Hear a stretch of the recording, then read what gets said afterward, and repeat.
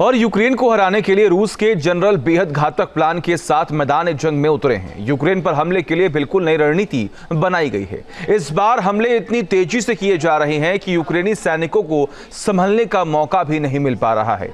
रूस की इस रणनीति को चोक होल्ड प्लान नाम दिया गया है और इन ताजा हमलों ने यूक्रेन की कमर तोड़ दी है। देखिए,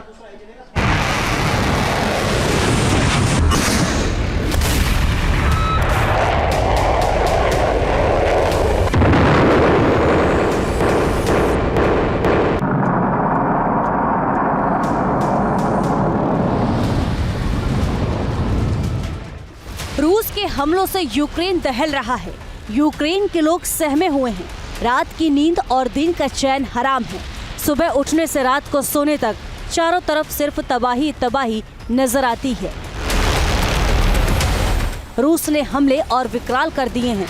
ज्यादा घातक मिसाइल्स आग उगल रही हैं और गरजती हुई तोपें दुश्मन सेना का संहार कर रही हैं। यूक्रेन के साथ ही यूरोप में भी रूस के विकराल हमलों से दहशत बढ़ रही है।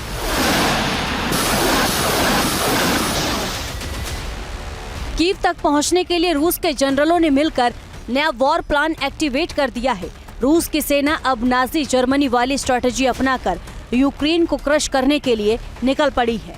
इस बार हमला इतना भीषण किया जाएगा कि यूक्रेन को पीछे हटने का मौका तक नहीं मिलेगा। या तो यूक्रेन के सैनिक हथियार डालेंगे या काल के गाल में समा जाएंगे। रूस की सेना अब ट्रिपल चॉक होल्ड रणनीति से हमला कर रही है। यूक्रेन पर 3 तरीके से सीधा हमला किया जा रहा है और यूक्रेन की सेना लगातार पीछे हट रही है। चॉक होल्ड रणनीति क्या है ये भी आपको बताएंगे, लेकिन पहले यूक्रेन में क्या हालात हैं वो जान लीजिए। रूस के टैंक और आर्टिलरी आग उगल रहे हैं। यूक्रेनी सेना के डिफेंसिव लाइन ध्वस्त हो रही हैं। जेलेंस्की के सिपाहियों के पास पीछे हटना ही एकमात्र रास्ता बचा है। पुतिन की सेना के हमलों से यूक्रेन की फ्रंट लाइन तितर-बितर हो रही है।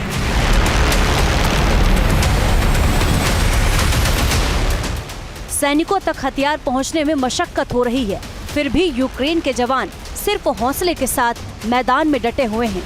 हथियार लेकर रूस के सामने खड़े हैं। शांति की तमाम कोशिशें खत्म होती जा रही हैं। युद्ध विराम की उम्मीद कहीं दूर दूर तक भी नहीं और रूस की नई रणनीति यूक्रेन के हजारों सैनिकों के सिर पर मौत का संकट खड़ा कर रही है।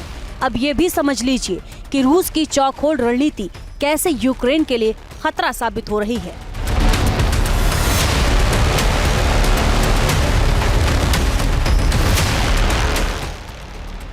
पुतिन की आर्टिलरी फोर्स भीषण ग्राउंड अटैक कर रही है। पीछे हटते दुश्मनों पर रूस के ड्रोन पिन पॉइंट अटैक कर तबाही मचा रहे हैं और यूक्रेन की डिफेंस लाइन पर रूस के ग्लाइड बम हमला करने के लिए तैयार हैं। पुतिन की सेना यूक्रेन को पूरी तरह तबाह कर रही है। मिसाइल और ड्रोन फोर्स लगातार अटैक कर रहे हैं। तोपें आग उगल रही हैं। यूक्रेन को समझ नहीं आ रहा कि किस जगह मोर्चे बंदी करे और किस मोर्चे को कमजोर छोड़ दे।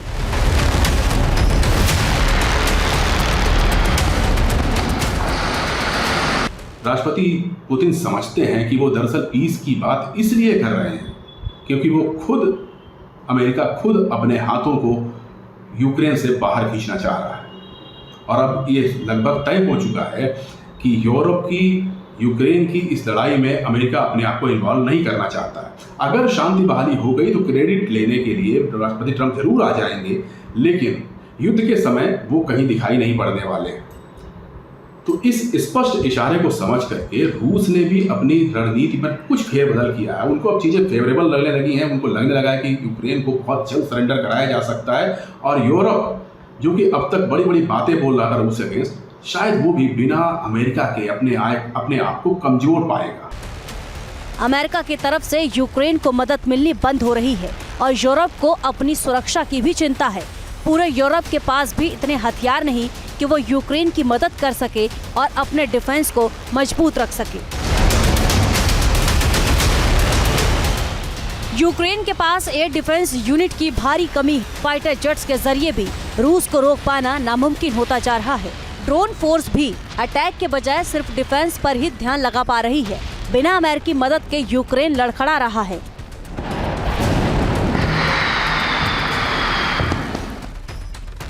ब्लूमबर्ग की रिपोर्ट के मुताबिक अमेरिका अब यूक्रेन को सीधे कोई मदद नहीं करेगा।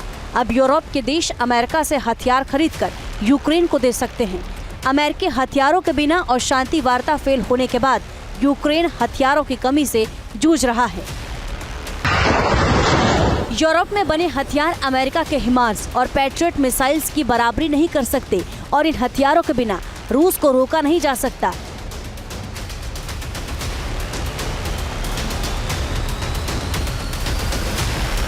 यूक्रेन को लेकर के रूस की चुनौतियां दो तरह की थी। उसको यूक्रेन के ऊपर अटैक भी करना था और साथ ही जो पश्चिमी ताकतें यूक्रेन को सपोर्ट कर रही थी उनको धीरे धीरे करके अलग थलग करना था। और इन दो तरफा रणनीतियों पर काम करते करते आज स्थिति रूस ने अपने फेवर में कर ली है। अब इसी को वो लोग पश्चिमी ताकतें चोखोल की स्ट्रेटजी बता रहे हैं, लेकिन हकीकत यह है कि रूस ने इसके ऊपर लगातार काम किया है। और इस चक्रव्यूह में फंस करके यूक्रेन की स्थिति आज ऐसी हो चुकी है कि ना उसको कोई सपोर्ट दे पा रहा है और ना उसके पास इतने रिसोर्सेस हैं कि वो रूसी सेनाओं का मुकाबला कर सके। तो एक तरह से असहाय स्थिति में राष्ट्रपति ज़ेलेंस्की खुद को पा रहे हैं और पश्चिमी ताकतें भी अब एक मत नहीं है कि उनकी सहायता कैसे करी जाए। यूरोप खुद भी टेंशन में है। यूरोप जानता है कि रूस यदि यूक्रेन युद्ध से बाहर निकला तो उसका अगला टारगेट यूरोप हो सकता है।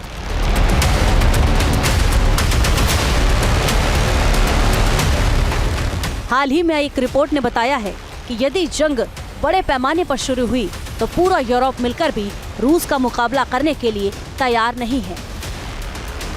और इन हालात में अब मदद के लिए ज्यादा हाथ नहीं बचे हैं। यूक्रेन पर रूस की शर्तें मानने या पूरी तरह तबाह होने का खतरा बढ़ता जा रहा है। Team news nation.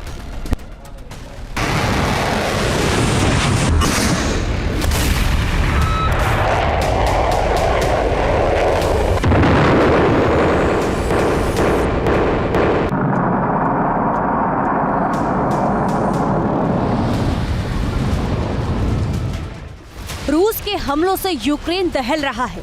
यूक्रेन के लोग सहमे हुए हैं। रात की नींद और दिन का चैन हराम है।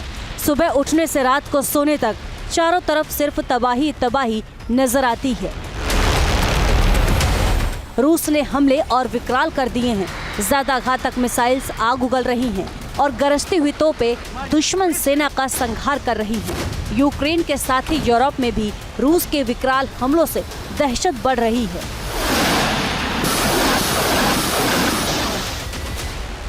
कीव तक पहुंचने के लिए रूस के जनरलों ने मिलकर नया वॉर प्लान एक्टिवेट कर दिया है।